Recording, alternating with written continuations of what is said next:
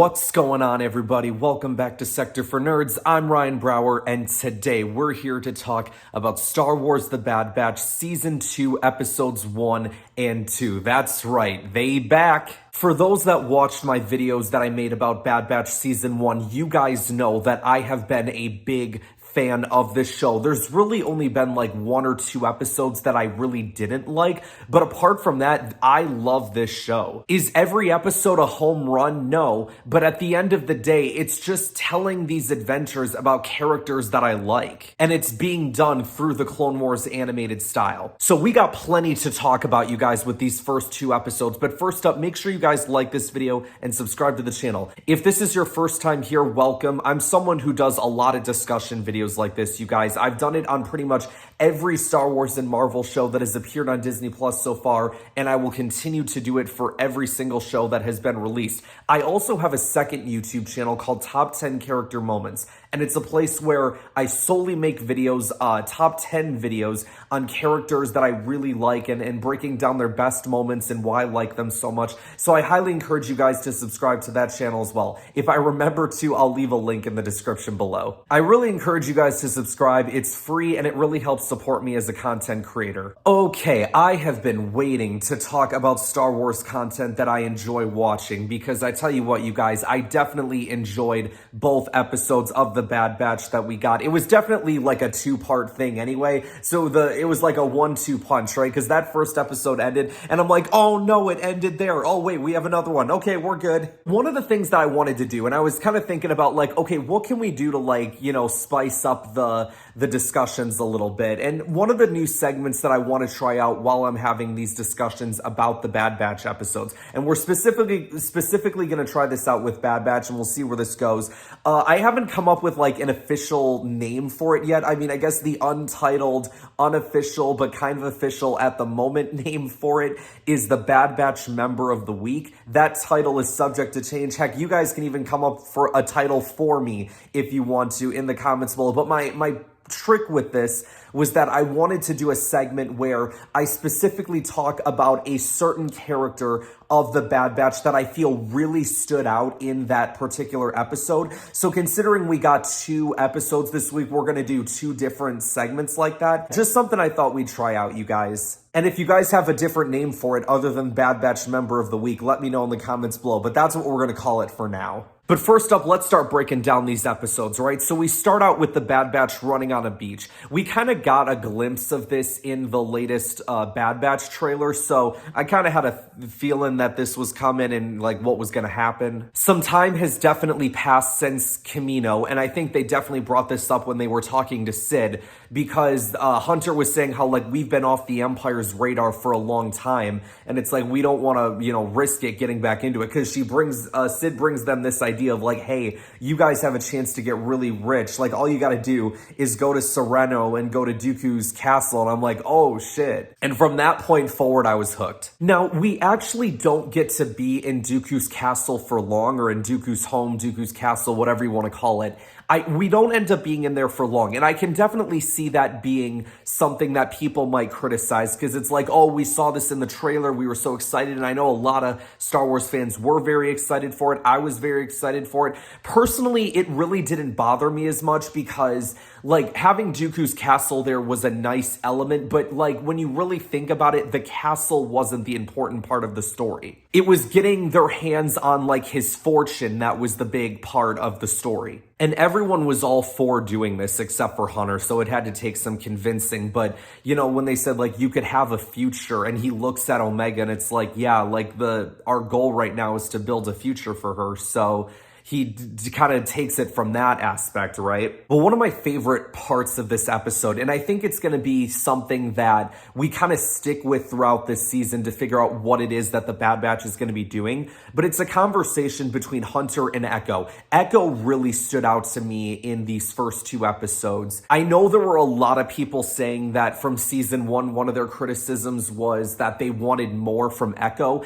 and like I understood that, and I think part of the reason why we we didn't get more from Echo is because they were more focused on Omega, who was the newest character. Like, I know everybody loves Echo, right? Because, you know, Domino Squad, 501st, like, I get that. And do I think he could have had some more moments in season 1? Yeah, of course. But, you know, I think there's going to be more than one season, right? So some of these things take time. I think as long as we get to a point where Echo is getting his moments to shine, then that's really all that matters to me. But anyway, Echo was talking with Hunter and saying like, hey, we should be doing more. Omega was eavesdropping in on this conversation and like, because I think like she had heard, I think it was Echo who said, right, like, we have this life because of Omega. And Omega took that and went, oh, we're doing this because this is my fault, when like that's not the case. I mean, in a way, I guess it is, but I think it's just like, okay, we made a conscious effort to take in this girl, and now it's kind of like their responsibility to make sure that she's taken care of. But at the end of the day, like, the money won't, you know, like they kind of come to at the end, right? Like, the money doesn't mean everything. We see that the Imperials bombarded Sereno. Now, the curious thing was, you guys, because I was looking around as I was watching the scenes where they were showing some clone troopers, and I'm like, huh, okay, I'm seeing the clone troopers, but I'm not seeing any TK troopers, which is interesting. Because season 1 was very much setting up the idea of like, hey, the clones are being phased out, we're now getting the TK troopers. And like, curiously here, I didn't see any. You know what I did see, though? Some V-Wings, and it's awesome. We're still stunning people, which I guess I should have known was going to be the case. I don't have that many criticisms of the show because I think the positives like far outweigh the negatives of the show. The only minor criticism that I've got is that we still keep stunning people, but like at the same time, I get it. I get why they do it. The part when Hunter and Wrecker started climbing, and I'm like, oh yeah, Wrecker's afraid of heights. This episode kind of separates the gang into two groups. We've got like Hunter and Wrecker going together, and then we've got Tech, Echo, and Omega together. They were stuck in one of the cargo, and then they end up falling, and that's where the episode ended, and we go right into episode 2. Now, to real quick talk about my standout character for the episode of for episode 1, my Bad Batch member of the week. There's going to be 2 different elections here because there's 2 episodes. And this is my segment and my discussion video, so I can do that. But my Bad Batch member of the week for episode 1, I think would have to be Hunter. And I say this because Hunter played a big part in this episode, like drawing all of the clone troopers away from the gang, right? Like, he was setting the bombs on the V-Wings, and that distracted them. And then he, you know, obviously went out into the open and is like, all right, screw it, we're just going to take these guys head on, all in an attempt to help his crew. I also understand his motive of not wanting to go for the chest and just wanting to stay low. And, you know, they've been off the Empire's radar for a while. This is most likely going to put them back on. So yeah, I think for me, Hunter was the standout member this week. For episode 1, and now we get into episode 2. Now, I love episode 2 as well. I think this was like a perfect 1-2 punch, like one complements the other. I don't know if I necessarily have decided like which one's my favorite yet, because I liked them both. But the whole episode, Tech is pretty much screwed, man. He can't walk at all because he hurt his leg in the crash. So they pretty much have to, like, you know, carry him around everywhere. But, like, even the spots where, like, people aren't able to carry it around, he's still able to hold his own. Omega, this entire episode, is obsessed with getting that war chest. They meet Romar, who's just, like, this random, I don't know if he's, like, a farmer or just, you know, some citizen of Sereno.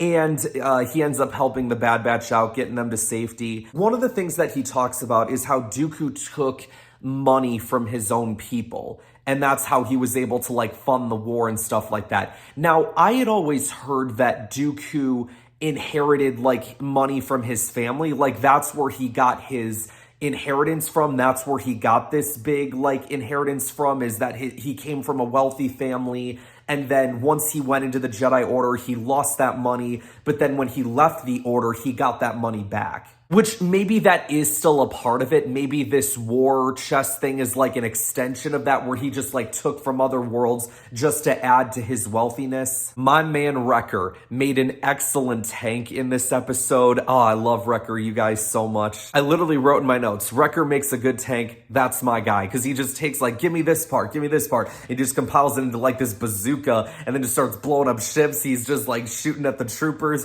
And I'm like, okay, now it looks like we're killing people. Yeah, Hunter and Wrecker definitely had like some moments to shine in this episode, but I feel like this episode was more about Tech, Echo, and Omega. When I saw that Echo was going on patrol, I wrote in my notes, Echo's going to get the chest, isn't he? But no, he didn't. He was just genuinely going out to patrol, and then he comes back and Omega's gone. I'm like, oh, all right, so Omega went to go get it.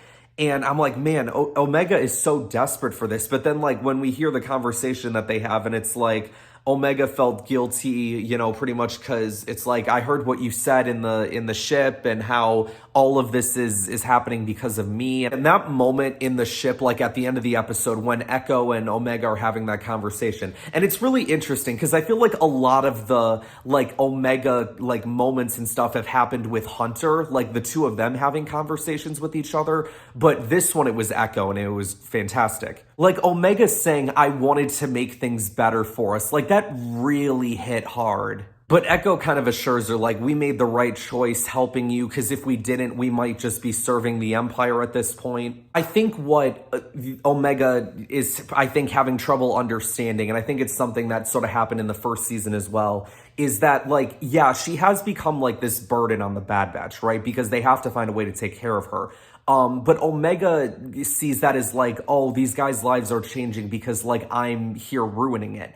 But it's like, no, at the end of the day, like, these guys have chosen to take on this burden, and they want that burden because they love her. That's like their sister, you know? So they want to be able to protect her and stuff. But at the end of the day, it also just kind of comes with some extra risks and extra things that you got to do to try and, you know, keep yourself safe and prepared. Man, I love this too. Like, right? Like, what a nice, genuine ending. Like, the episode's just going to end there. Nothing else is going to happen in this episode that's going to make me really angry. Nothing at all. Damn it, Rampart's here. I hope Rampart dies before the end of this show. So very curiously, and something that I really want to talk about here when it comes to like the final part of this second episode, is Rampart is under the impression that the Bad Batch are dead. And he tells the trooper, like, you need to falsify your report and say that it was something else, because if Tarkin finds out that the Bad Batch are still alive, then I'm going to get in trouble for it. And the clone's like, no, I'm not going to falsify a report. And so then, because of that, Rampart kills him. It's like, man, this dude takes out the cloning facilities. He just wipes out a random clone because, oh, he won't falsify a report for him and expose him. It's like, man, I am just, I'm over Rampart. Get out of here. I want him gone. So very curiously, as a like extension to this conversation that we're having right now, no Crosshair in this episode. So, couple different questions that I had that I wrote down in my notes. Has he made his way back yet? Does the Empire still think that Crosshair is dead too? Does Rampart still think he's dead? And if that's the case, where has Crosshair been over the past couple months? Or the other big theory that I have is, did he lie to Rampart? Did Crosshair make his way back to the Empire and say, yeah, Clone Force 99 got wiped out? And if that's the case, that's interesting. Remember, when we last saw Crosshair at the end of that episode, Bad Batch was telling him, hey, you guys, you should come with us. Like, yeah, we may have different opinions on things. We may not want the same things, but we're still brothers. And Omega says the same thing too, right? Like, you're still their brother, Crosshair. You're my brother too. And, you know, we kind of see just them leaving Kamino without Crosshair, because Crosshair, you know, is still pro-Empire. But what if he still has that compassion for his brothers that made him go like, all right, I'm going to protect these guys. Like, you know what? We may not have the same opinions on stuff, but I don't want these guys to die. I want them to, you know, just do whatever it is that they need to do. So that makes me very curious, you guys, going into these next couple episodes, seeing what we get here. So now next week, we're going back to one episode. It'll be one episode per week, which make sure you guys are staying tuned, by the way, because every Wednesday we're going to be having a conversation. But that also reminds me, we still have another Bad Batch Member of the Week moment for episode 2. And this one, you guys, I was thinking about it so hard. It was very much a toss-up between Tech and Echo. And I said, you know what? Screw it. We're going to award both of them for this one. Tie between Tech and Echo. And the reason why I say that, and the reason why it was so difficult for me to decide is like with Tech, I love Tech in this episode. Like what he was able to do, just like even just hobbling around on one leg when they had to go up against the clone troopers. And, you know, even with one leg, like obviously he wasn't able to walk very much, but like he was still able to hold a blaster. He could still aim properly. Like he could do his thing. So, you know, and obviously he had to help out Echo and Omega, who were stuck in that cargo container because Omega was obviously going after the Dooku's like chest and stuff, but Echo obviously went to go and save her. So Tech was kind of having to hold his own for a little bit, and doing so on one leg. I was like, all right, that was definitely really good. But also, I just really enjoyed Echo in this episode, and the moments that he had with Omega, and just like him sort of like assuring her of everything and like, hey, we made the right choice. We did all this stuff. I love how he kind of stepped up and playing like the role of leader, especially when Hunter was off elsewhere with Wrecker and Tech was here hurt.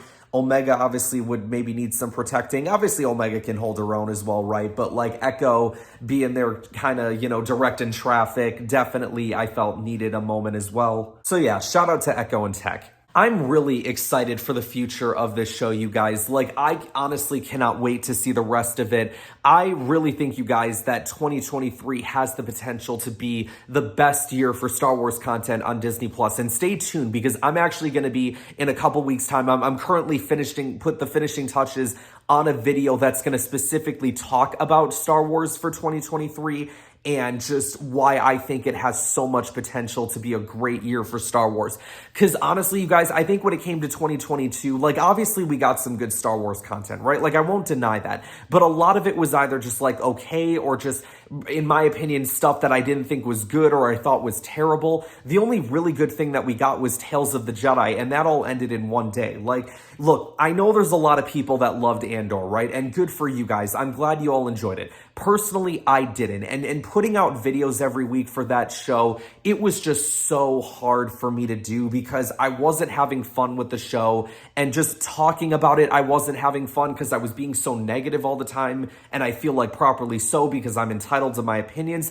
But when it comes to the Bad Batch, you guys, like I've really enjoyed this show. Do I think it's the best Star Wars content ever? No, but I think it is a solid B-level show where like I just feel like every week we're getting a new adventure, good development from the characters, good action, and just, you know, stories that I enjoy. I love seeing the Bad Batch doing their thing. I love seeing them go on adventures every week. And that was sort of the thing with Clone Wars that I loved, is that it was a new adventure every week. And I do believe that there's going to be an overarching story in the background as well. And I think Rampart has kind of planted the seeds for that. And I think once we get Crosshair up in here as well, it's going to make things a bit more interesting. I'm just excited that I'm here to talk about Star Wars content that very much excites me and very much is something that I enjoy talking about. So I hope you guys are excited for the future here with Bad Batch. Obviously, pretty soon we're going to have Mando Season 3 coming up as well, and that's going to make things interesting in terms of discussion videos, because I think all those episodes are going to be released on Wednesday. So I'm still working out how we're going to do that. I'm pretty sure it's just going to be like, all right, maybe we'll do one episode Wednesday, one episode Thursday, and then just like, depending, like whatever one I do first is maybe just down to either whichever episode I watch first, or whichever episode I thought had like the bigger discussion point, or whatever. I'm still working out the kinks on it for now, you guys, but for now, I am very much enjoying the Bad Batch, and I cannot wait for new episodes to come. All right, you guys, I think I've rambled on long enough for this discussion. Hopefully you guys enjoyed. Let me know your thoughts on Bad Batch episodes 1 and 2 in the comments below. Make sure you guys like this video, subscribe to the channel, share this video with others to help support the channel. Head over to my second YouTube channel called Top 10 Character Moments, and I will see you guys next time. We went over the plan 5 times. I got the package, didn't I?